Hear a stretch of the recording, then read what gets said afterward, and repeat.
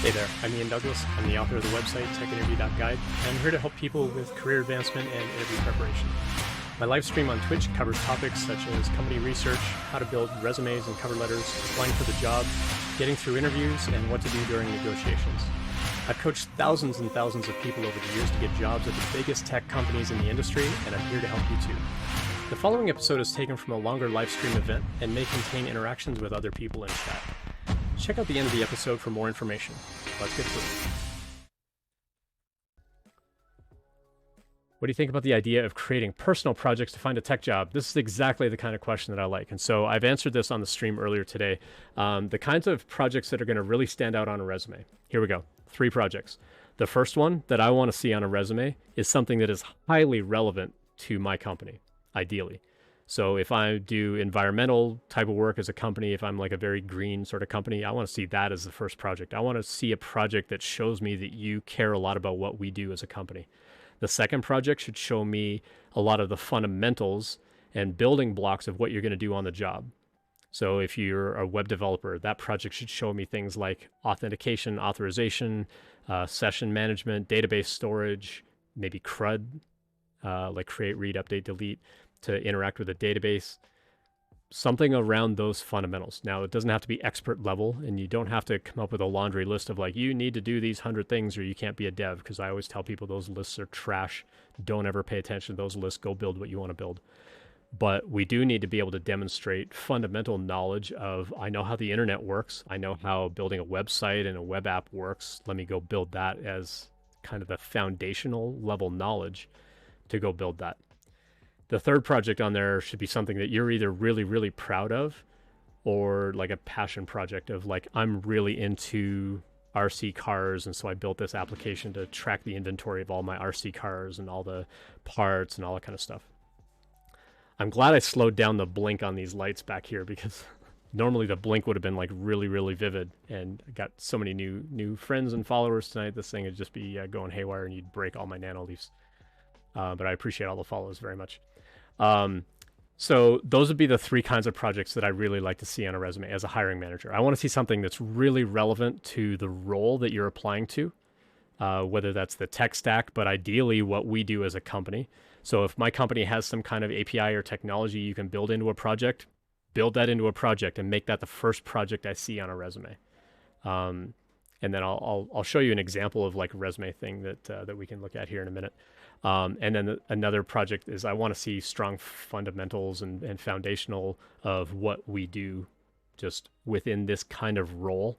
So if you're doing web development, I want to see a project about web development. If you're more low-level programmer, show me something around like multi-threaded, multi-processing, parallelism, those kinds of things, shared memory, maybe file system access, stuff around that line where you're applying for a low-level job. Show me a project where you know a lot of those kinds of fundamentals about what it means to be a low-level programmer.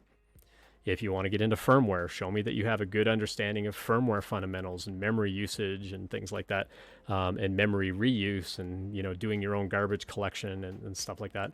Those would be the kinds of projects I would want to see that are relevant to the role. And then show me something that you're really proud of. Show me something that you're like really into, like, for example, I wrote the Twitch bot over here. That's something that I'm really proud of. I'm adding to it all the time. That might be something that I would promote and say, hey, maybe you don't care about Python. Maybe you don't care about IRC and like doing all this stuff. Another raid, what the heck, from CM Griffin. I got both you guys raiding me tonight. It's fantastic. Hey, Chris, good to see you in chat. Thanks for raiding over as well. We just had Strager raid in a minute ago. So get ready to get, all these lights blinking again. So appreciate all these communities dropping by. So thanks for coming in. So yeah, those would be the 3 projects that I would really want to see on a resume. So let me show you what I like to see in a resume. So I've got this whole website, by the way, Tech Interview Guide. It's all free content. You can go check it out. The email series on here is broken at the moment. There's some disconnect between DigitalOcean and Airtable. So don't try and sign up yet. But let me go over to this. This is a resume sample that I've got, and I'll drop this link in chat, resume sample. And everybody can go grab this if you like. You're welcome to open this and leave comments and so on. But this is some bits of how I like to build a resume and how I coach people about building a resume. It's not for everybody, but I kind of talk a little bit about like, here's how to build out skills and so on in a particular way. When we talk about projects, though, I like to see the name of the project. I like to see, is it a solo project? Is it a team project? Give me a link where I can go view that thing online, ideally. Show me that you know how to deploy code. That always looks great. Give me the repo as well.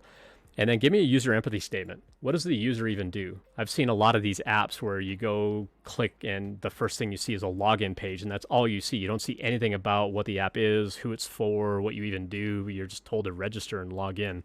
That's not helpful for me. I want to see a landing page that tells me, like, this is what the app actually is. Entice me to actually sign up. But, if you can give me some sort of user empathy statement on here, that'd be great.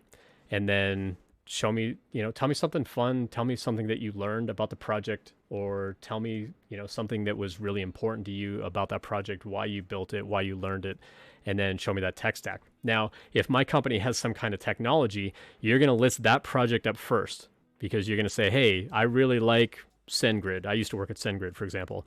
So I'm a big fan of SendGrid, and so I built SendGrid into this project. So the bullet point would be something like implemented SendGrid to send email 300 times faster than, my local host SMTP kind of thing, for blasting out series of emails or something like that. That's where you really want to hook into them. So from a hiring manager's perspective, I want to see in a hurry on your resume, how are you relevant for the job that you've applied to? I want to see the skills. So in this case, if I'm hiring for Ruby and JavaScript, you'll probably throw some bold tags on there, make that pop out. Use bold like hot sauce, though. You don't just dump hot sauce on everything unless you're that type of person, in which case you probably just need a spicier hot sauce. But don't just like pour hot sauce on everything. It loses its impact. You want it to just be a little sprinkle here and there. So same thing with throwing bold on terminologies and keywords on here that you really want to stand out in the resume. But highlight the skills that you want me to see. You're going to draw my attention on the page with that sort of stuff. And then if you are coming out of a boot camp or coming out of university, give me your education next. So from top to bottom, I'm seeing this is what I know. This is where I've practiced it. This is where I've learned it. And then this is all of my other experience, especially if it's non-technical experience. If it is technical experience, you're going to put your technical experience ahead of your projects. So you'll have your tech experience here.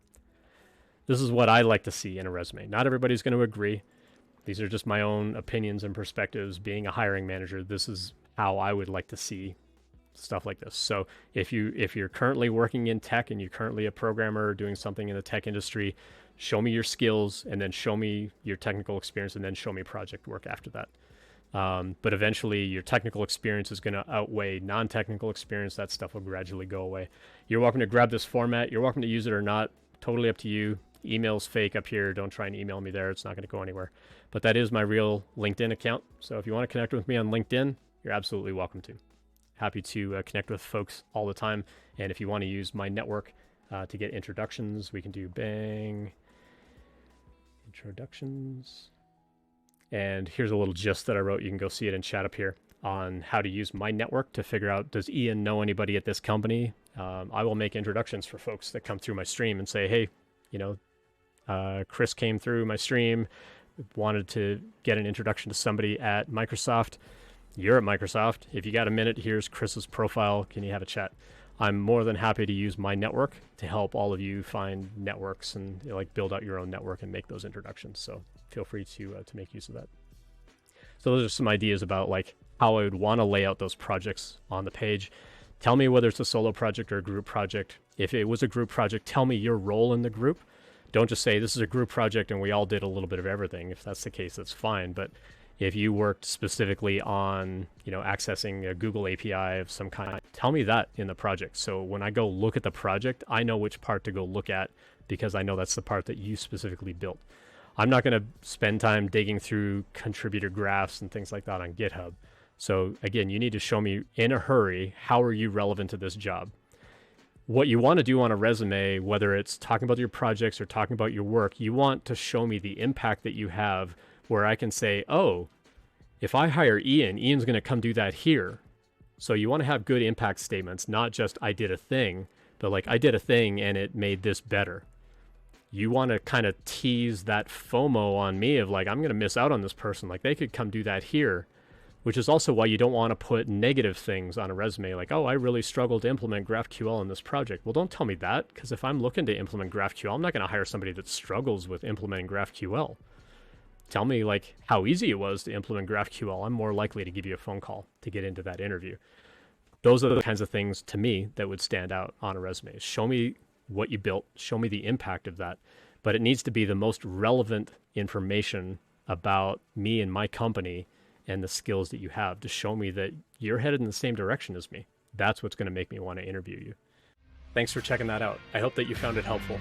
I always appreciate feedback, so please let me know what you think. I appreciate any subscriptions, so please tell your friends and colleagues about it as well.